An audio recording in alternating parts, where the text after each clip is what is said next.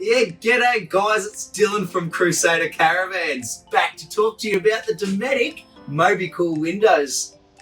I want to show you the simple operation of these windows. So firstly, I'm going to talk to you about the fly screen and the shut off. So when it comes to putting the fly screen down, I would like you to hold one hand at each end of the fly screen. Simply pull it down nice and easy, and the magnet strip will join them together.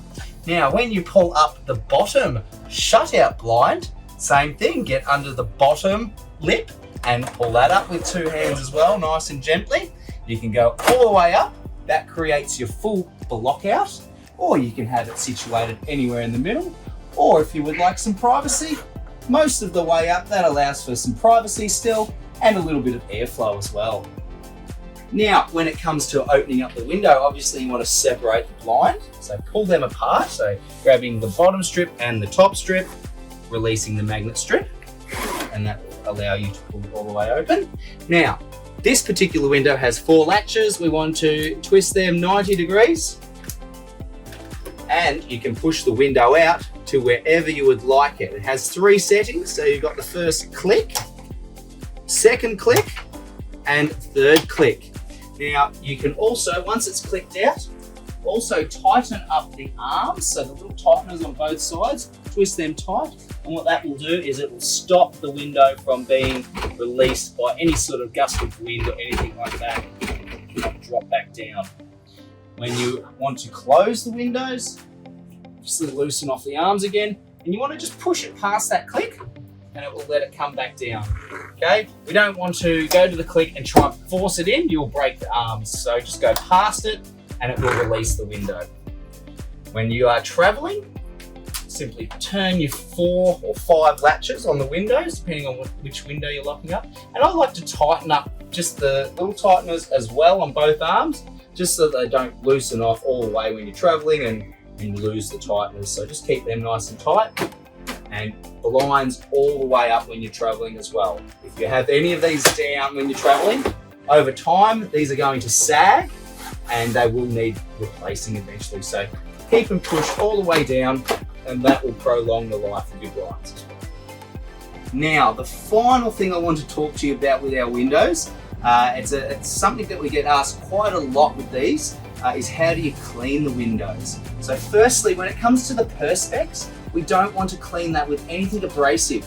Now, when I say abrasive, that can be even a dirty rag. It will scratch the windows really bad. So you want to just water, soap, and then wash them and just hose them off, and you can give them a wipe if you like, if you've got a really clean microfiber rag. That would be the best way to clean the perspex on the outside of the windows.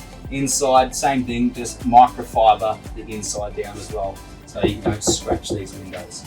So inside, cleaning the fly screen and the shut off, there is a bit of a knack to this. So it can be done. It's tricky to clean, and most other brands of these windows, it's sort of tricky to clean it when it's still connected to the van. So one big key point with our windows is this whole frame does actually pull on and off. So there's a little bit of a trick to it. The way that we do it is we like to keep the fly screen up and the block out all the way down so it's nice and tight.